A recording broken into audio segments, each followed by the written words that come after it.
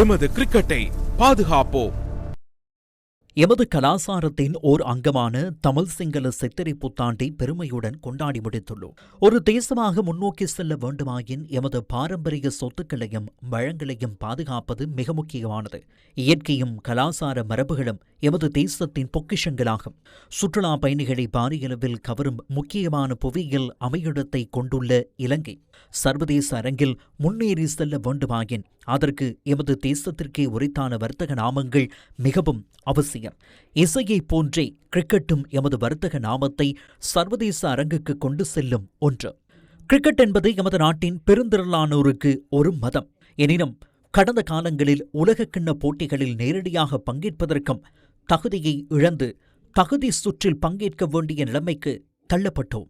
கடந்த 10 வருடங்களில் சர்வதேச கிரிக்கெட் பேரவையினால் ஏற்பாடு செய்யப்பட்ட எந்தவொரு தொடரிலும் இலங்கை அணியினால் அரையிறுதிப் போட்டிக்கும் தகுதி பெற முடியவில்லை. கிரிக்கெட் நிறுவன அதிகாரிகள் ஊழல் மோசடியுடன் தொடர்புபட்டுள்ளதாக பாராளுமன்றத்திலும் குழுவிலும் குற்றம் சாட்டப்பட்டது.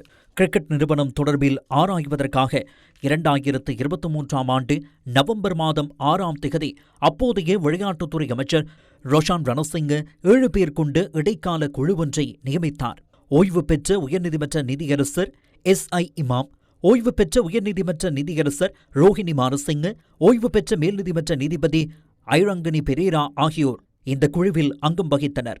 விளையாட்டுத்துறை அமைச்சரின் இந்த தீர்மானத்திற்கு எதிராக கிரிக்கெட் நிறுவன அதிகாரிகள் 2023ஆம் ஆண்டு நவம்பர் மாதம் 7ஆம் தேதி நீதிமன்றத்தை நாடி 2 வார காலத்திற்கு இடைக்கால தடை உத்தரவை பெற்றனர்.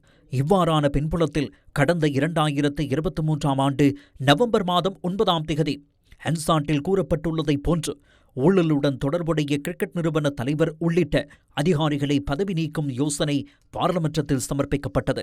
எனினும் சபாநாயகர் முன்னிலையில் இந்த யோசனை விவாதத்திற்கு எடுத்துக் கொள்ளப்பட்டு சபையின் முழுமையான இணக்கப்பாட்டுடன் வாக்கெடுப்பும் இன்றி தீர்மானம் நிறைவேற்றப்பட்டது. 38 ஆளும் எதிர்க்கட்சி உறுப்பினர்கள் இந்த விவாதத்தில் கருத்து தெரிவித்திருந்தனர். அதில் முன்னாள் ஜனாதிபதி மைத்ரிபால சிறிசேனவும் 3 விளையாட்டுத்துறை அமைச்சர்களும் அடங்குகின்றனர். மீயுயர் சபையான பாராளுமன்றத்தில் இவ்வாறானதொரு யோசனை நிறைவேற்றப்பட்டு சில நாட்களின் பின்னர் 2023ஆம் ஆண்டு நவம்பர் மாதம் 10ஆம் தேதி சர்வதேச கிரிக்கெட் பேரவையினால் இலங்கை கிரிக்கெட் நிறுவனத்தின் உறுப்புரிமை இடைநிறுத்தப்பட்டது. 2023ஆம் ஆண்டு நவம்பர் மாதம் 27ஆம் தேதி முன்னாள் ஜனாதிபதி ரணில் விக்ரமசிங்க முன்னாள் விளையாட்டுத்துறை அமைச்சர் ரோஷான் ரணசிங்கவை அமைச்சு பதவியிலிருந்து நீக்கினார். 2023ஆம் ஆண்டு நவம்பர் மாதம் 27ஆம் தேதி ஹரின் பெர்னாண்டோ புதிய விளையாட்டுத்துறை அமைச்சராக தெரிவு செய்யப்பட்டார். அதன் பின்னர் 2024ஆம் ஆண்டு ஜனவரி 28ஆம் தேதி இலங்கை கிரிக்கெட்டுக்கு விதிக்கப்பட்டிருந்த தடை சர்வதேச கிரிக்கெட் பேரவையினால் நீக்கப்பட்டது. அதிகார போட்டிக்கு மத்தியில் 19 வயதுக்குட்பட்ட உலகக்கிண்ண கிரிக்கெட் தொடரை நடத்தும் வாய்ப்பும் இலங்கைக்கு அற்றுப்போனது.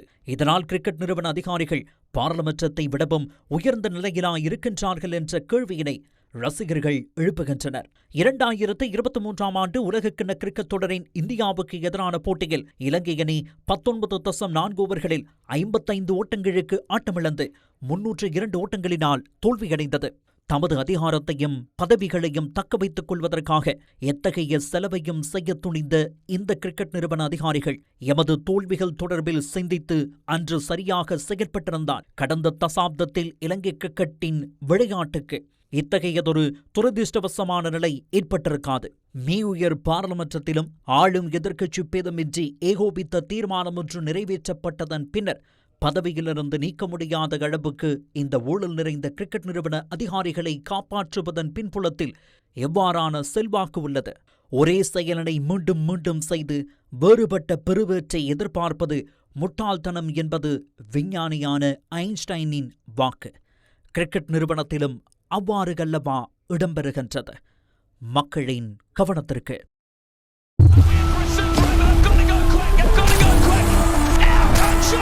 எமது கிரிக்கெட்டை பாதுகாப்போம்.